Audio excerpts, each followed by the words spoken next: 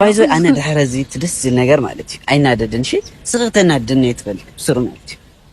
አነ ወንከናደክ አይደለም ቀምንተ ትረፈኒ ሞት ሰላም ሰላም ከመይ ኢኹም ደሓን ዲኹም? ኣነ ሰላም እግዚአብሔር ይመስገን። ሃም ሰላም ለኹም ሰላም ትኹም ማለት ተስፋይ እንኳዕ ብሰላም መጻኹም ናብ በላይት ብላኹም ማለት ብደስ ልብል ነገር መጽእኩም ኢኹም ማለት እዩ። እንታይ እሱ ልልና አለኪስ ላብ ዝቀደመ ፍቅሮም ሃም ተመለሱ ካብ በስትረኩም ማለት እዩ። ሃም ሰማዕኩም ሃም ስሪእዎ ኣለኹም ማለት እዩ። ፀጉራ ሒዝዋ ገለታት መራ ደስ አለ ማለት እዩ። መራ ደስ ይልነስ ስለተዓረቁ እና ተዓሪቆም ይለኩም በቃ ደስ ልብል ብስራት ማለት እዩ። ደስ ልብል ብስራት ማለት እና ቃዕደ ሰለኩም ላተጨናነቅኩም ህራስ ላሰኣንኩም ነበርኩም ብልልና በአለኪስ ምክንያት ጣጣ ጉጅኹም ሓዲግኩም ናብራኹም ሓዲግኩም በቃ ብዛዕባኦም ማእዘም ተዓረቁ ተዋእስላለኹም በቃ በጭንቅ ላልኩም ነበርኩም ማለት እዩ። እና ሎማዓንቲ ጥዑም ብስራት ሒዘልኩም መጽእኹም ማለት በቃ ብላይክ ጀምርዎ ብስሩ እዚ ልመስል ሲ ብላይክ ጀምርዎ ሰብስክራይብ ለግበሩ ማለት እና ኳዕ ደስ በለኩም ኳዕ ደስ አለና። ኣነ እኳ ብዙሕ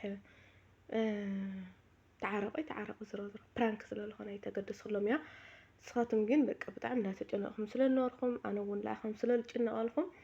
በቃ ንምንታይ ተዓሪቆም ምዃኖም ለይነግሮም ኢለ ሒዘ መጽእ ሎማዓንቲ ማለት ኢና በቃ ላይክና ሰብስክራይብ የድልየኒ ኣሎ በቃ ምክንያቱ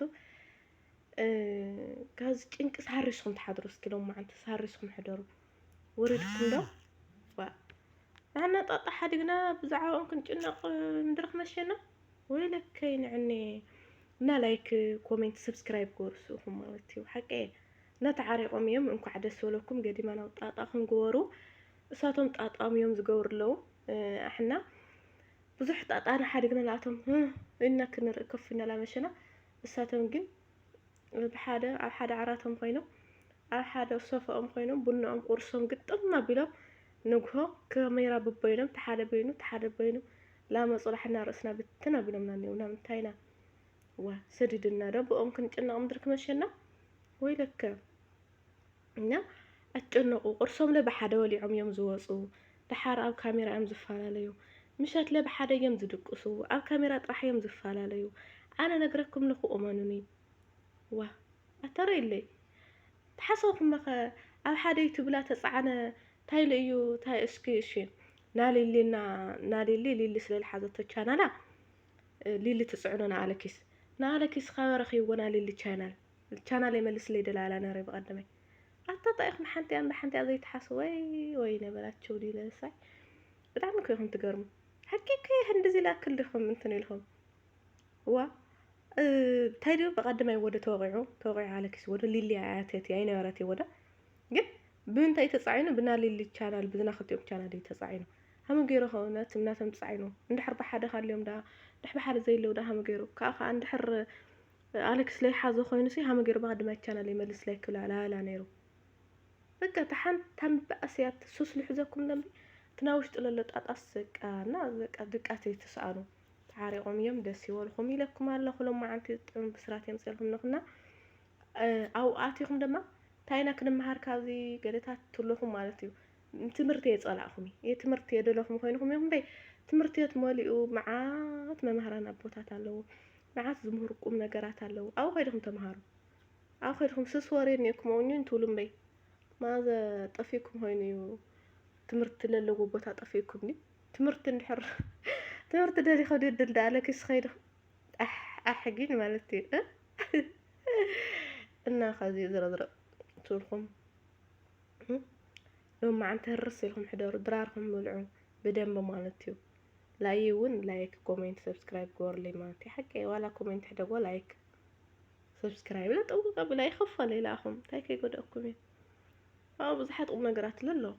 ብገጥምታት ተደሊኹም ብዙሓት ነገራት ኣሎ ኣብ ቻናል ኣትይኹም ብዙሕ ነገር ኣለኩም እና ሓቂ ተኣይሶም ይኾኒ ተዓሪቆም እዮም ብደስ ልሎም ማዓንቲ ኢዱ ሕክምና ኸይዳ ገለታት ትማላይ ስራሕ ከልኩም ኣጋጣሚ ኮይኑ ሎማዓንቲ ግን በቃ ለያ በስሮም ኸይለ የመጽእ ማለት ኢና ሃምትሉለኩም ዓሪቆም እዮም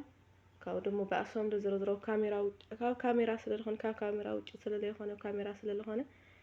እምበይሲ تحاسخ ما خسي على كيس التوقع سي على كيس توقع بعد ما تسرح بديوس بنالي اللي channel تلاقي ودا منات بناخلت يومي ليلنا على كيس ماتي دحرجن ليل ندحر سمعيه هالي خذ فيديو زي مسي خنعريو عركه مالتي عركه على كيس يا قيت عالم عندي جنيس حق اللهكم يخون تم لعد الله على كيس عندي زي الأكل اليوم سلطة فيكم فرانك قالي ولكم لو خون مساكن إذا أي هذا أنا راح حد جاي حكيكي إنه أي تجنقوا هندينا جنق نجرنا عنا تطاب الجنا لنا نعنا تطاب الجنا حد جنا لا لك ساو خيركم نتو لهم تذكر لهم سبات يا قيت عالم واي هميلهم تصحوني أرى بسمع نادسي ولهم زرزرة وانا متعارق تايخم تقولون يرهم عرقهم يهم تدولين يرهم مالتي وخلاتنا عرقهم ندلينا أنا نجربكم يا بقى سلال فلطة نتعاملي تواصل سلال فلط زي جين بقى سخاتم جين سلال تأمنوا مساكين مالتي أمنتيهم احنا نسيق واحد بتعمينا بالحتاتي بالحتينا ايا لبنيرة لكثير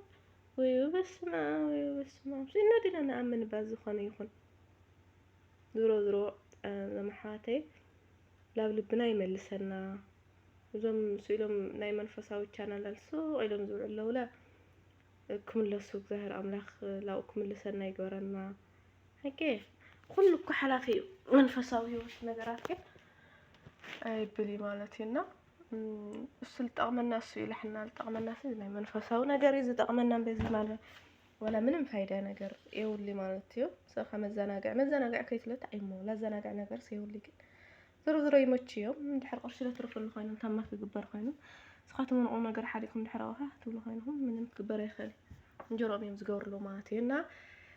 قعد عارقهم قعد أسولكم لهم كومنت صحاف لهم مالتي بقى تعارقهم يوم لو زنورهم فقري تملسهم يوم بدس للهونتات مالتنا باي يعني اللي سبسكرايب يترسع بايزو أنا دحر زي تدس النجار مالتي أين عددن شيء صغتنا الدنيا تفل بسرعة مالتي أنا ممكن أدك كيدلن